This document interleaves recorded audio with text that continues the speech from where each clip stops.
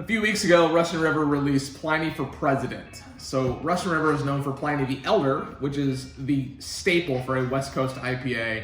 Pliny the Younger, which is the shirt that I'm wearing, is a triple IPA that they release once a year. They have a whole day wrapped around it. We waited in line for 8-10 hours to be able to get it, and it's worth the wait, trust me. I'm not sure I'll wait next year, but it was worth the wait the first time. That led me to discussing Pliny for President with a home brewer based here in Santa Rosa, Dan Hirschbrau, and he was talking about a beer that he had brewed. He's finally gotten the chance to try Pliny for President, so glad that he was able to finally check that off his list. So the other day he drops off this bottle. Now you know it's a home brew because there's no label on it, there's no name on it, it's not an Untapped, but it's basically an Imperial Stout. It's 13+% ABV. I am super excited to try this. He had mentioned that it's aged in whiskey barrels and brewed with chocolate and coffee. Okay, twist my arm. I love drinking home brews, and he's worried that I'm not gonna like it. He keeps asking about it, and I've had it for a few days now, so I'm finally excited to crack this and try it. Well, that's 2 points. Is that a good sign or a bad sign? I'm not sure, Dan.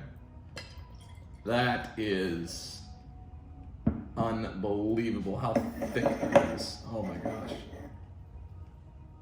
Look at that. That smells incredible. Dan, I want to know which barrels you use to age this in. That smells unreal. Boozy, no question. I mean, you mentioned that it was 13+%. The lace that puts on the glass is absolutely incredible. There's no question that you know what you're doing when it comes to homebrew, just based off of the aroma and what it looks like in the glass. I guarantee this is going to be thick and creamy. I can't wait any longer.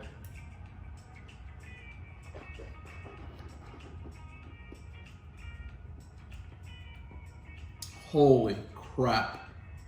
That is phenomenal. The back end, I'm getting a little bit of bitterness from the chocolate. It's kind of wrapping itself around my palate. Definitely hot, and when I say hot, I don't mean actually temperature hot. I mean hot in terms of the alcohol on the higher ABV, but it's there, but it's not blatant.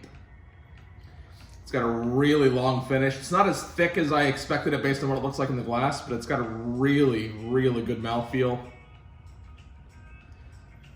That is phenomenal. So I rate beers on Untapped from anywhere from 0 to 5 caps, which is their rating system. Dan, you need to get this on tap because this is a 4.75, and I'm not kidding. That is phenomenal. Like, I can't get over it. Like, the flavor does not leave my palate whatsoever. Like, that is absolutely incredible. If this is any sign of the beers that you're brewing at home, I need to be a part of that. Now, you did, when we talked last week, explain to me a little bit about your brewing process. You start a little too early.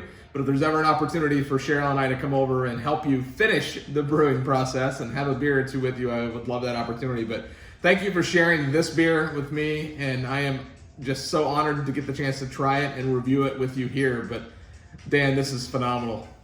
Cheers.